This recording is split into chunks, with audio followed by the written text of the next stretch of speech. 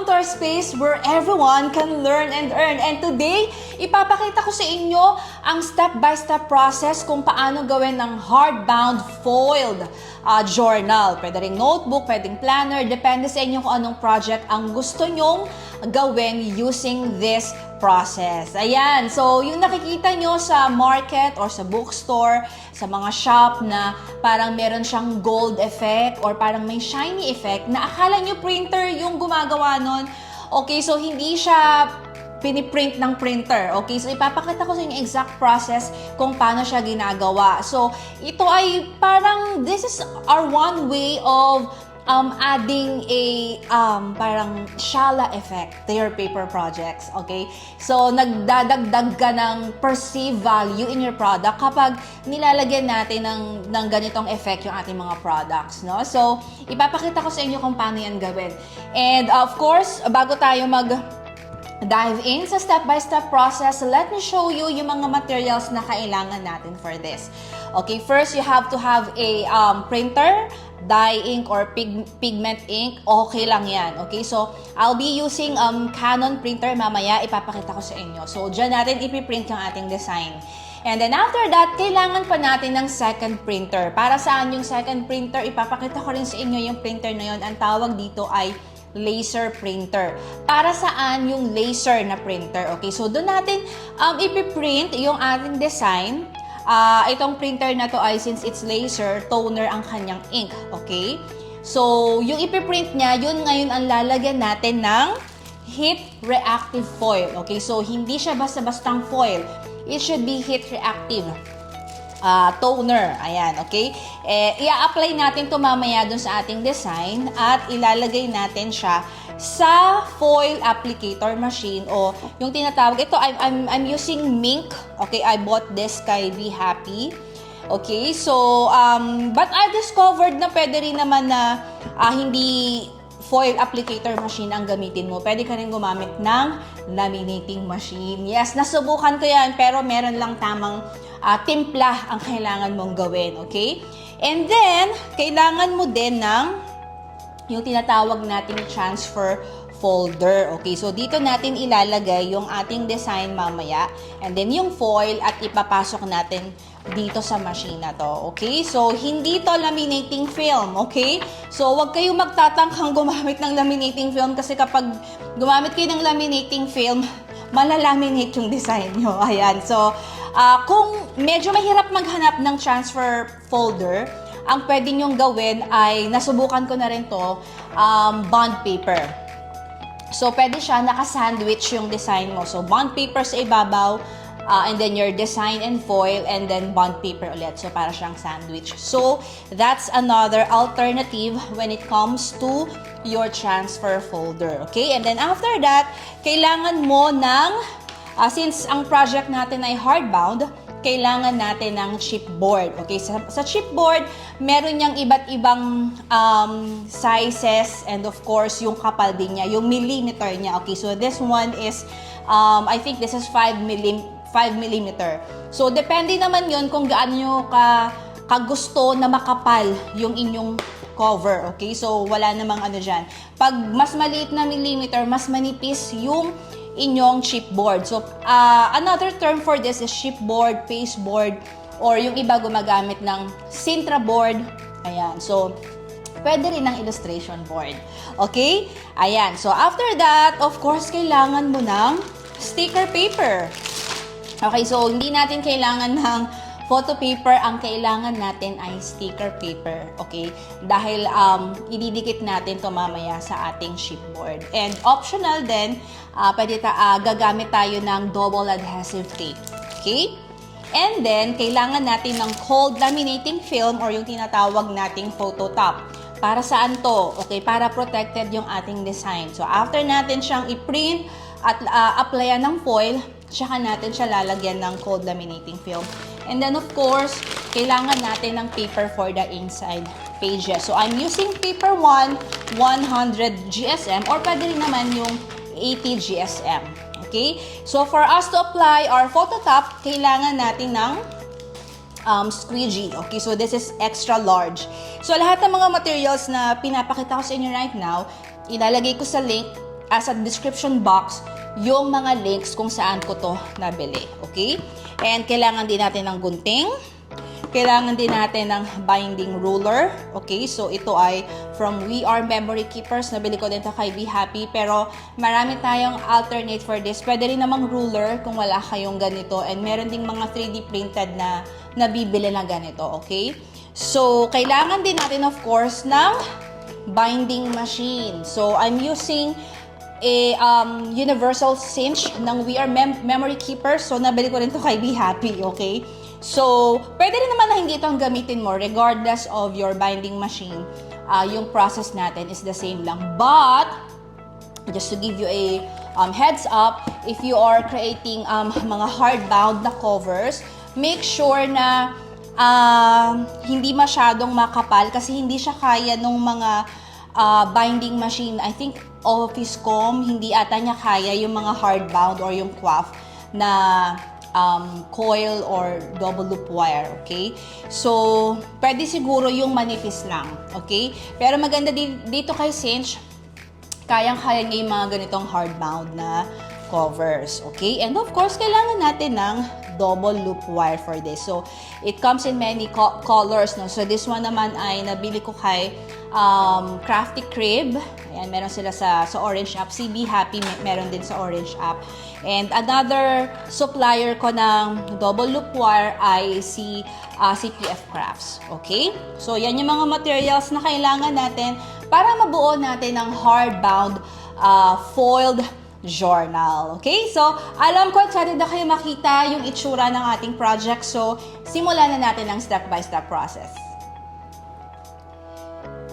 Here's our design na ginawa natin sa Canva. So, kung mapapansin nyo, we have 3 files. So, we have this one and this one. Okay, so ito yung front cover natin. Ipiprint natin to using our Canon printer. And this second file naman, ito yung pang-foiling natin. So, this one, we will print naman sa ating Brother printer. And ito rin ay ipiprint natin sa ating Canon printer kasi ito yung back cover natin. So, kung mapapansin nyo, hindi nakasagad yung design dito sa ating A4 size na canvas because ang gagawin nating size ng notebook ay A5, okay? So, kailangan nating ang size nito ay yung size lang ng A5, okay? Kaya hindi siya nakasagad para meron tayong space as we enclose yung ating chipboard. Okay, so gagamit na tayo ng sticker paper for the first page and the third page.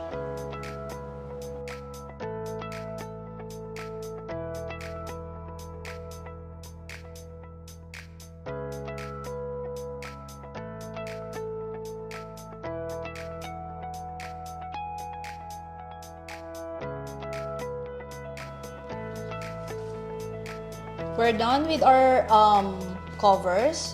So, we have this one, the front cover, and dalawang copies nung back cover natin. So, bakit 2 copies? Yung isa kasi gagamitin natin dun sa loob ng ating cover, ng ating chipboard.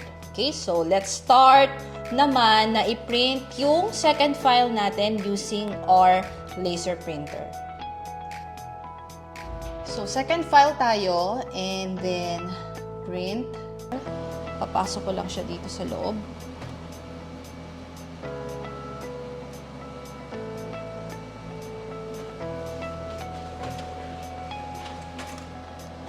And here's our printout. So, yung mga black, yan yung toner. So, yan yung lalagyan natin ng foil. Ito yung ating heat reactive foil, toner reactive foil. Ayan. So, kukuha tayo ng portion ng heat reactive foil. Gupitin natin. Toner reactive foil.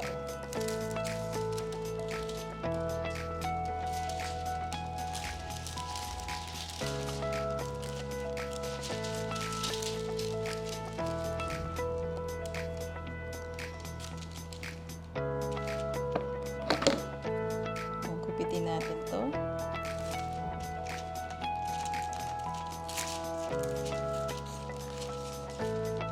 Itong toner reactive or heat reactive foil, madami siyang colors. May gold, may multicolor, may silver, may brown, may blue.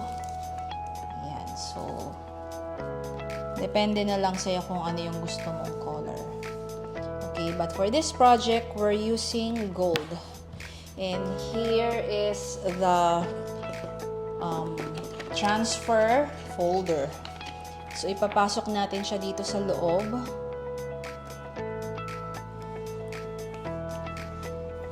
So, ayan, ganyan siya. Okay. And, papasok natin siya dito sa ating foil applicator machine or pwede ring laminating machine. So, wala na tong settings. I-turn on mo lang siya and then that's it.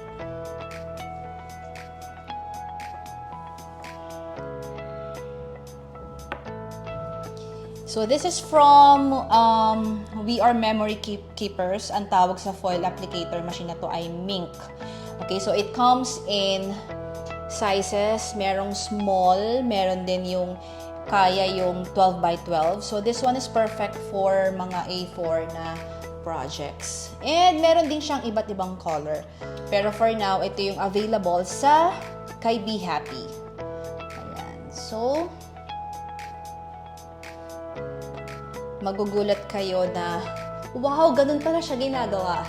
Sobrang dali lang. So, let's see. Ayan. So, kapag laminating film yung ginamit nyo, kakainin yan. Kaya dapat transfer folder ang gamitin. So, ito na yung ating design. And ipipil natin. Let's see kung kumapit na yung ating foil.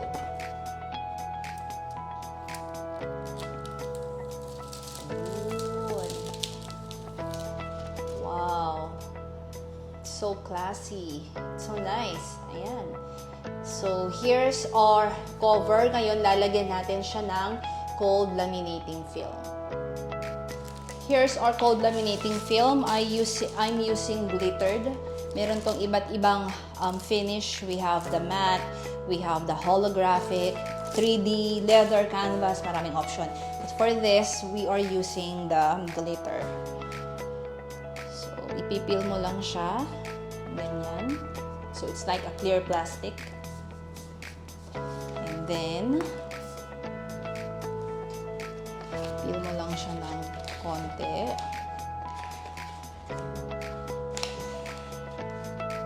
And, lalagay natin dito sa edge.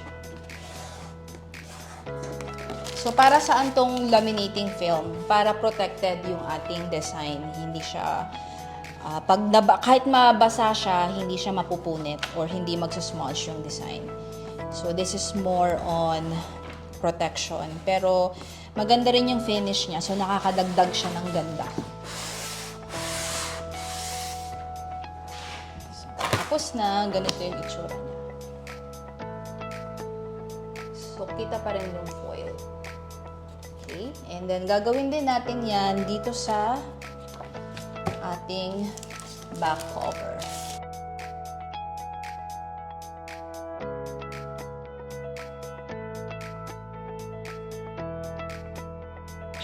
This time, gagamit tayo ng gunting para i-cut yung mga excess na film.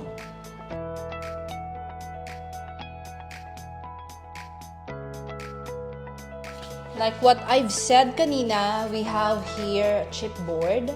And ito naman yung itsura ng Sintra board. So, for this boards, pwede kang bumili nito ng nakaprikat na para hindi ka na mag-cut. So, this one is I think ang size nito ay A4 and this one naman is A5. Since we're using A5 for this project, dito tayo sa Sintra board. Okay, so kung titignan natin, matigas na rin to. I think this one is same here, 5 mm.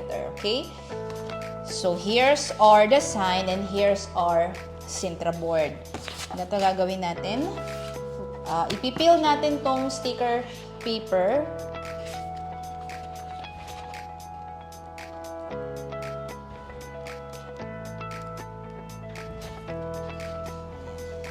tatanggalin mo yung buo. And sisipatin mo yung design. Ayan. So here, pag sure ka na, at saka mo siya dapat.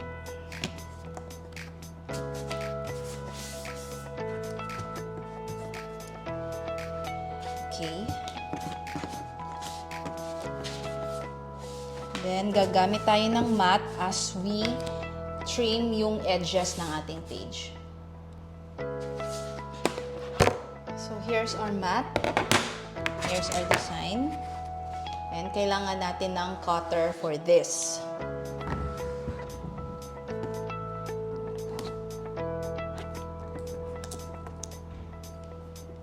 Ito ay guide ko lang sa ruler.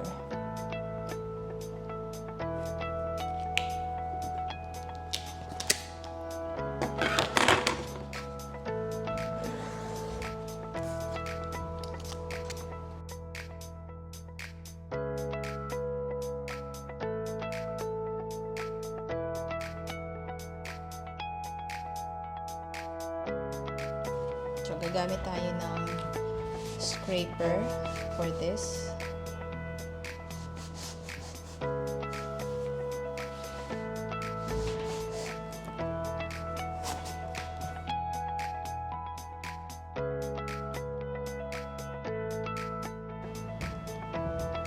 Ayan. So, here's our design. Ngayon naman, ay ididikit natin yung this one, yung isa nating pinrint para matakpan yung ating likod, yung likod ng cover. Okay.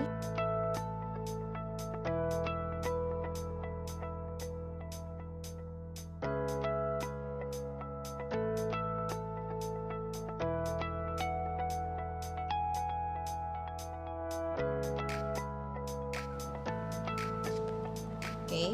So, gagawin natin yung exact process dito sa back cover natin.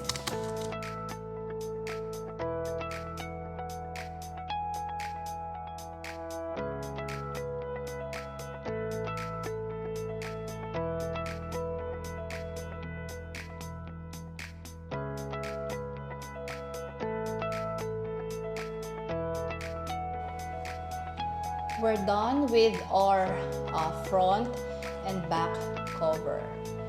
Okay, so ngayon, ipapunch natin siya at ibabind using our machine. And katulad ng sinabi ko kanina, if you don't have a rim cutter, you can buy mga pre-cut papers like this. So yung pinakita ko kanina, it's A4 paper. Perfect yun if ang gusto mong gawin is A4 projects or you have a rim cutter. Pero kung wala, pwede kang bumili ng nakakat na. This is pre-cut paper na A5 70 GSM. So this is one rim 500 sheets. So ito ang gagamitin natin for this journal. Ito. And again, I have here my pre-cut papers. Here, this is A5. So here's the universal cinch, okay? So this is our cover. Ilalagay natin siya dito sa 0.5. Zoom natin yan. Ayan, makikita nyo dito yung 0.5. So for the cover, dyan natin siya isasakto. Dyan natin siya i-align. And at saka natin ipapunch.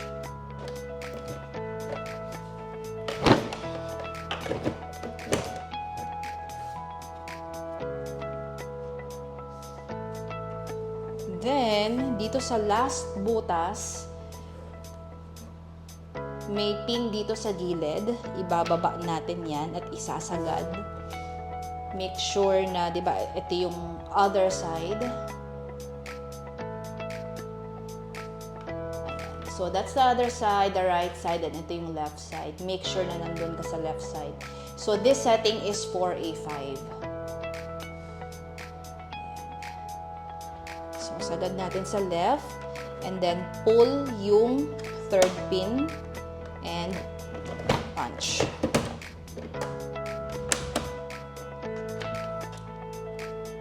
So ito yung kinalabasan niya.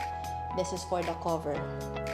And next is yung ating paper.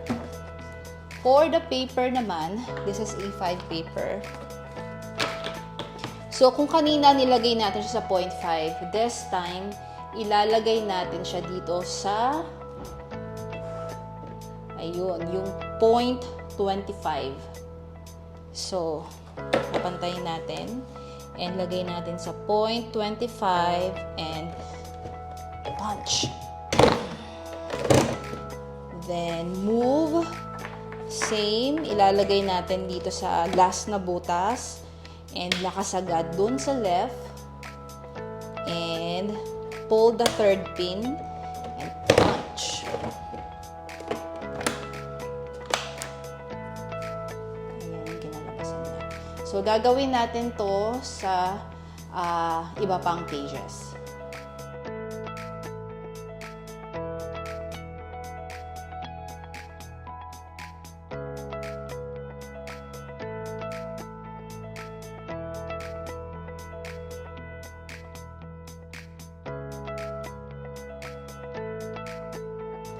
Natapos na tayo sa pag-punch ng ating covers and yung content natin, yung inside pages. Ngayon, ibabind na natin siya using our universal cinch. Ganito lang siya ka-easy. Ito yung wire natin. It's rose gold para bagay sa ating design.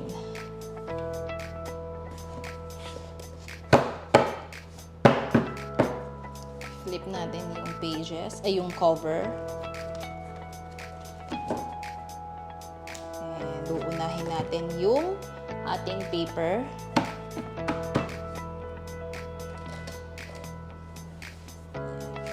Then yung ating cover.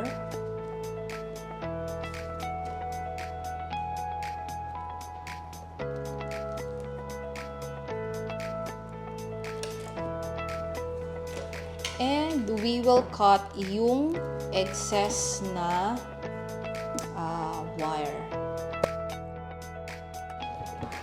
And we will flip this at ilalagay natin dito sa loob.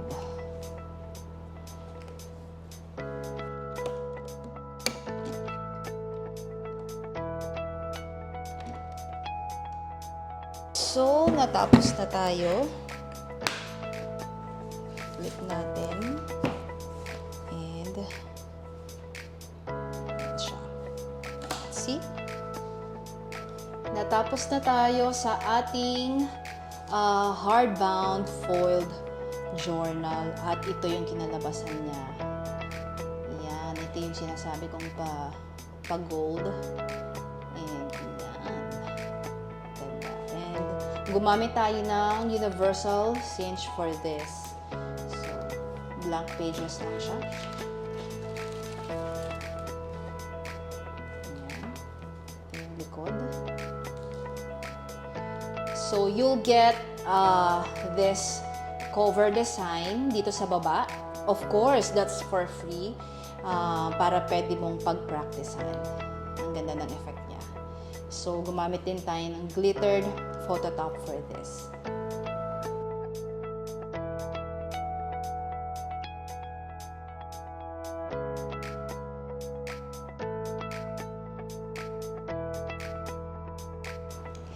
Nakaka-happy na makatapos sa mga ganitong project. O, di ba? Yung mga nakikita mo ganito sa mall or sa bookstore, kayang-kaya mo palang gawin. Hindi naman pala siya nakaka-intimidate. And tignan nyo naman ang finish, di ba?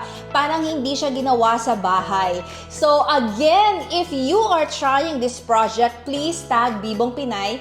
And if you want to know more on how you can monetize your creativity, kung paano mo pwedeng pagkakitaan yung mga ganitong paper products and mga paper projects, well, I'm inviting you inside our DIY Premium community dahil kung marami kang natututunan dito sa ating YouTube channel, mas lalo when you join our premium community wherein hindi lang mga crafting tutorials at hindi lang mga templates ang makukuha mo doon. Actually, you are buying a solution. Solution for what? Diba? If ikaw yung nanay na gusto mong makasama yung mga anak mo, pero at the same time, gusto mo rin makatulong sa finances nyo ng inyong family, Well, ito na ang sagot, no, sa iyong problema. Dahil again, pwede kang kumita kahit habang nasa bahay ka.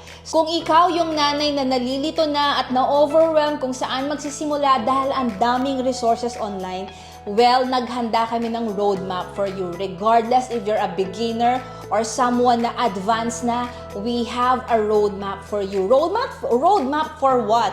Ito yung roadmap mo para ma-achieve mo ang iyong maximum potential. So, if you are interested na magkaroon ng direction at pagod ka na sa pagiging stuck, again, I'm inviting you inside our DOY Premium Community. Nasa baba lang din ang details kung paano mag-join. So, I'll see you again on our next tutorial. Bye mga Bibong Pinay!